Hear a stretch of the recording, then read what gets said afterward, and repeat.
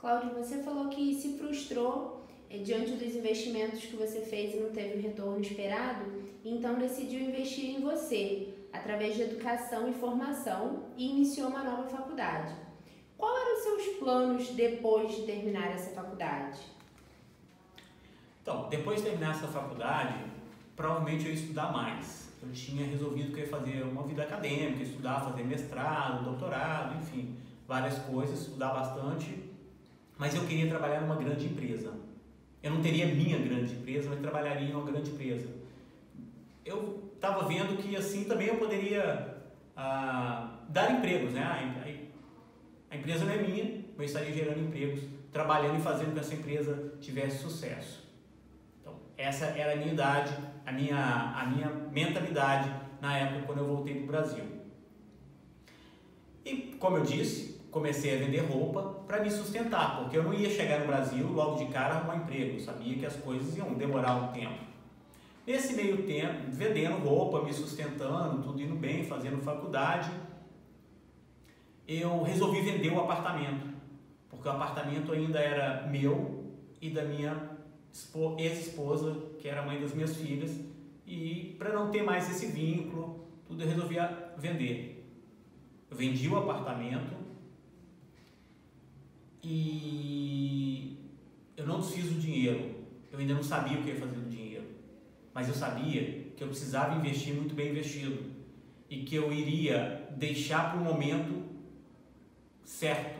Eu não iria investir, porque comprar um outro apartamento, não, porque já não era mais, como hoje não é investimento comprar um imóvel. Quando eu comprei, lá atrás, em 2000 para 2013, tá? Finalzinho de 2012, o apartamento tinha valorizado em 5 vezes o valor dele. E já não acontece mais isso. O mesmo apartamento que eu vendi em 2013, hoje ele está ao mesmo preço. Então, não seria. Eu já tinha percebido isso. Foi quando eu vendi o apartamento, o imóvel, até por ter aprendido a lição nos Estados Unidos, com medo de que começasse a desvalorizar, eu vendi antes que aquilo acontecesse. Porque o imóvel já estava começando a desvalorizar aqui devido a uma demanda muito grande. Bom, comecei a buscar as ferramentas necessárias para que eu tivesse esse grande emprego, essa grande empresa. Como? Eu voltei a ter gosto pela leitura, a ler muito. A faculdade me ajudou isso.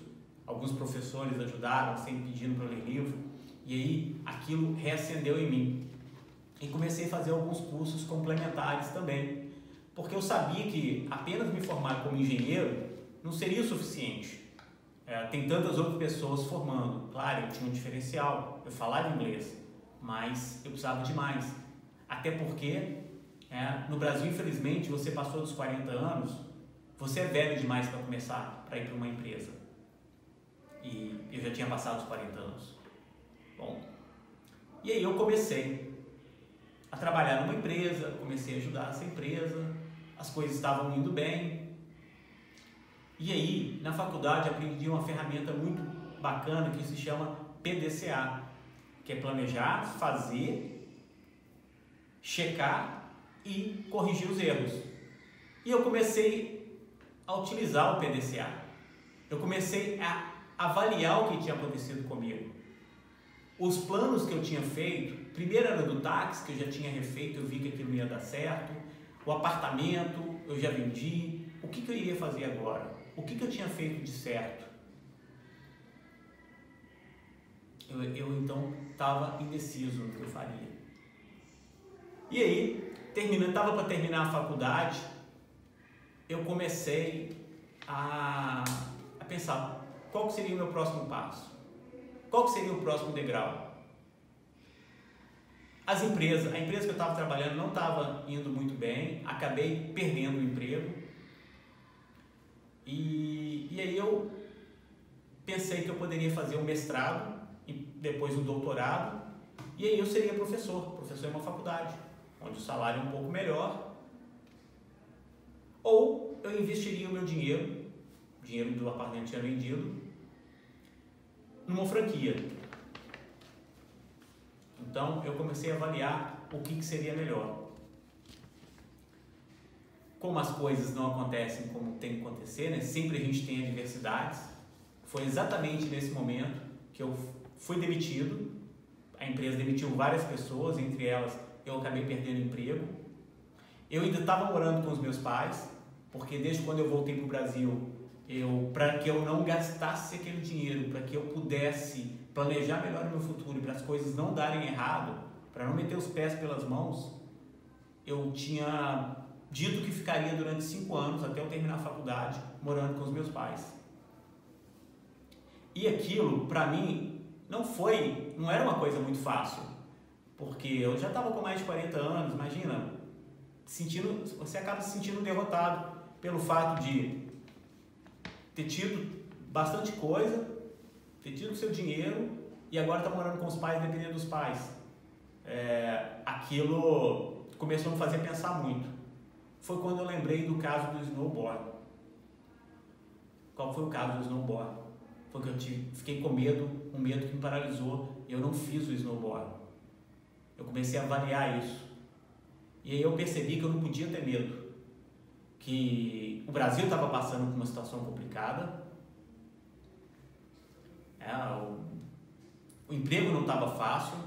Eu estava lá no mercado tentando. A minha formatura estava chegando. Então, eu resolvi o seguinte, eu ia tentar um negócio. Sim, eu iria tentar um negócio. Foi isso que eu decidi. Eu estava muito grato por tudo que eu tinha conquistado até então. Eu estava grato por estar completando a faculdade. Eu tive uma experiência muito grande como... A comissão de formatura, eu fui o cabeça da comissão de formatura e essa experiência me deu um sinal de atenção, que eu conseguia liderar, eu já tinha feito isso outras vezes, mas ali ficou claro. Eu tinha uma proposta de empreender com uma pessoa que já tinha uma escola de cursos profissionalizantes, que eu conheci nessas minhas indas e vindas no Brasil. Existia essa proposta, foi quando eu resolvi. Falei, já que eu não consigo um emprego, não está aparecendo o emprego que eu quero, que eu preciso, eu tenho dinheiro, eu vou empreender. Eu não vou deixar o medo me paralisar. Aquele medo do snowboard me serviu como exemplo.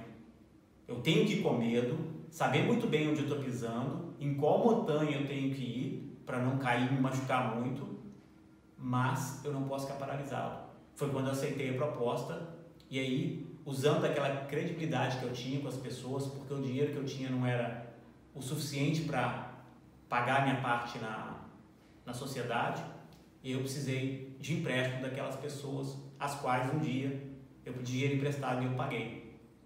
Como disse Rick Chester, né? Você mantém as portas abertas, e foi isso que eu fiz. Eu muito grato por tudo que eu tinha conquistado até ali, mas ciente de tudo que eu tinha passado e com uma grande experiência, eu fui para essa nova jornada, a fim de conquistar muito mais, porque eu estava grato, mas não estava conformado.